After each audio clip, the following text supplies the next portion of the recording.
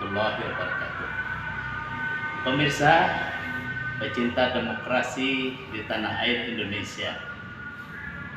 Saat ini saya sedang bertamu kepada salah satu tokoh di Kota Banjarbaru, yaitu Insinyur Sulaiman Bakri MSI SU yang merupakan dosen senior di Fakultas Kehutanan Universitas Lampung Mangkurat.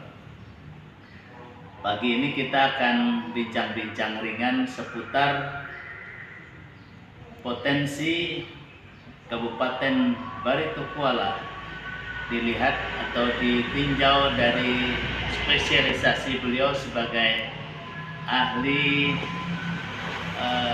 lingkungan, ya, ahli lingkungan dalam konteks kehutanan, dan Batola ke depan nampaknya membutuhkan masukan untuk kemajuan di bidang pertanian. Selamat siang, assalamualaikum Pak Sulaiman. Selamat siang, assalamualaikum salam. Pak Sulaiman, ini Barito Kuala sebentar lagi di tahun 2024 akan menyelenggarakan pemilihan bupati dan wakil bupati periode 2024-2029. Nah, Pak Sulaiman selaku pakar di bidang kehutanan, khususnya dalam masalah lingkungan, dalam konteks kehutanan, kira-kira apa saran dan pendapat Pak Sulaiman agar Batola ini potensi yang ada itu bisa maksimal dan bisa menjadi kekuatan ekonomi Batola untuk membangun daerah? Silakan Pak Sulaiman. Terima kasih. Jadi ya, kita harus meninjau Batola itu dari segi geografis ya.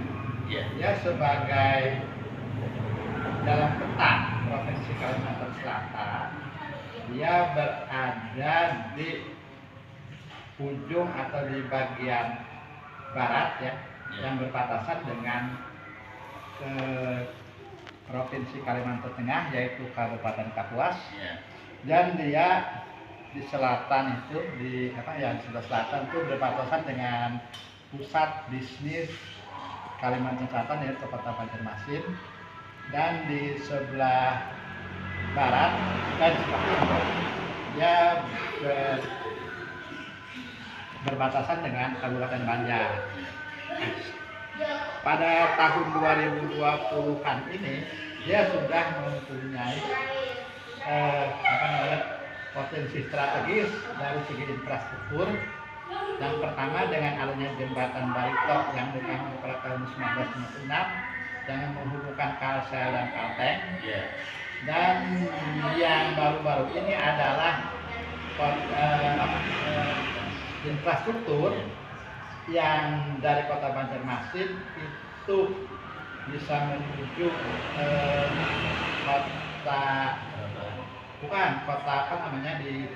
di Kabupaten Tapin itu Margasari, Kota Margasari, dan seterusnya itu sampai ke Kota Negara. Itu sudah ada jalan darat. Karena itu adalah sebuah potensi ekonomi di mana nanti di sepanjang jalan itu yang sudah menuju ke arah Margasari itu akan banyak pengembangan yang bisa dilakukan.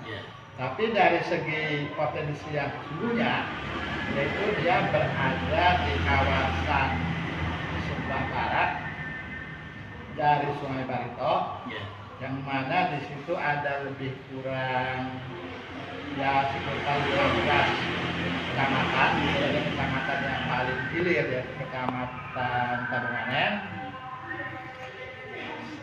sampai ke atas itu Kota Marabahan, dan terus ke utaranya itu lagi Kecamatan Kuripan. Potensinya di situ tuh sangat luar biasa.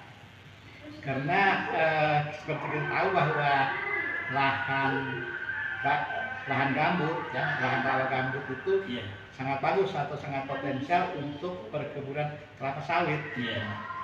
Jadi selama ini itu belum banyak dikembangkan. Jadi sebetulnya di beberapa kecamatan yang seperti kecamatan Bakumpai yang berbatasan yang merupakan pusat ibu kotanya yaitu Marabahan, itu sebetulnya sudah bisa dikembangkan juga perkebunan kelapa sawit. Itu saja kelapa sawit itulah kayaknya itu yang merupakan salah satu kekuatan ekonomi dalam pembangunan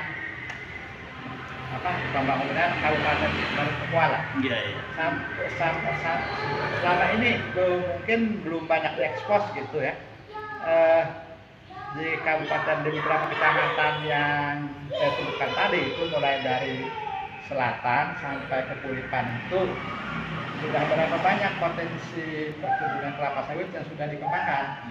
Nah itu yang mungkin yang harus dieksplorasi lebih jauh lagi. Soalnya hanya di situ. Kalau yang di sebelah ini, yang di sebelah kanan itu, yang sepanjang jalan itu sudah dikuasai oleh penduduk yang memang dia sudah melakukan pertanian padi secara tradisional. Jadi pertanian padi lahan rawa itu termasuk juga perikanan. Nah, tetapi sebetulnya selain daripada pertanian padi juga pertanian hortikultura ya. Seperti yang tadi seperti di Kecamatan Pekarsari gitu kan, yang terkenal sebagai Hati Nanas.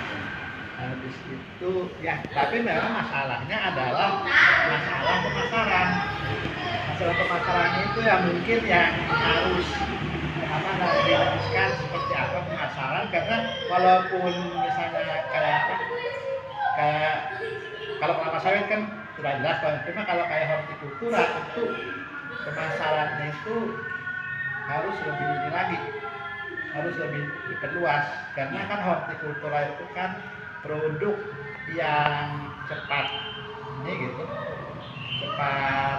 katakanlah tidak tahan lama atau cepat rusak. Nah, jadi disitulah sebetulnya harus ada inovasi baru, misalnya apakah misalnya membuat nanas yang seperti apa gitu, yang misalnya nanas yang masih ini dan yang mungkin ya kayak pisang gitu kan, keripik pisang atau apa gitu. Dan memang kalau dari segi perikanan sebetulnya sudah dikembangkan juga pembuatan kerupuk kan, tapi pembuatan kerupuk itu memang namanya masih terbatas, istilahnya produktivitasnya masih terbatas gitu. Dan apakah perlu bisa ditingkatkan lagi? Tapi juga di sini jangan lupa bahwa di situ ada potensi peternakan. Potensi peternakan itu biasanya hanya pada tingkat lembu atau sapi. Kenapa tidak juga dikembangkan sampai ke kambing? Nah itu kan kalau ayam kan tidak terlalu banyak di tempat lain gitu kan, jadi tidak terlalu nilai ekonominya tidak terlalu. Cuman ya sapi dan kambing itu masih cukup potensial. Mungkin itu saja gambaran umumnya. Yang lebih detailnya itu bisa diperdalam kalau kita mempelajari strategi pembangunan yang dilakukan oleh Bapeda Kabupaten Batola. Cuma kadang-kadang strategi pembangunan mereka itu juga kadang-kadang tuh tidak terlalu tidak tepat sasaran ke lapangan gitu. Saja mungkin pendapat saya. Baik, terima kasih Pak Insinyur Sulaiman Bakri MSCSU atas penjelasannya. Mudah-mudahan ini memberikan pengetahuan bagi masyarakat tentang potensi Batola ke depan. Kami yang berusia Banjar melaporkan. Assalamualaikum warahmatullahi wabarakatuh.